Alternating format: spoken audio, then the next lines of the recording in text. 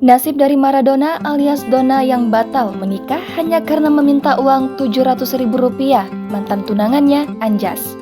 Donna adalah warga desa Belambangan, Kecamatan Pangandonan, Oku, Sumatera Selatan hingga kini menghilang usai kisahnya viral di media sosial.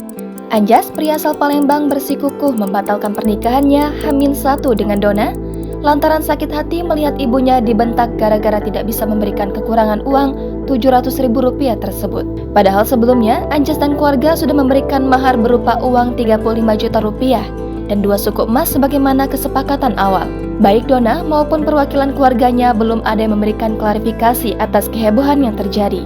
Namun meski batal menikah, pihak wanita justru tak mau mengembalikan uang yang telah diberikan kepadanya. Sementara, Eli, ibu dari calon mempelai pria yang anaknya batal menikah karena uang Rp700.000, kini tegas meminta seluruh uang yang diberikannya agar segera dikembalikan oleh DN, mantan calon menantunya. Ibu Anjas lantas memberikan keringanan untuk mengembalikan uang Rp6,7 juta lebih dulu, serta emas 2 suku yang sebelumnya telah diberikan. Ibu Anjas juga sangat berharap uangnya dapat dikembalikan mengingat jumlah Rp35 juta tidaklah sedikit baginya. Namun, Donna dan keluarganya kini menghilang dari rumah usai kisahnya yang batal menikah viral di media sosial.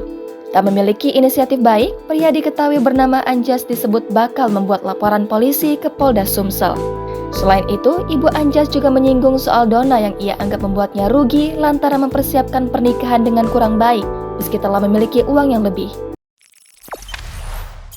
Jangan lupa subscribe, share, komen, dan like ya!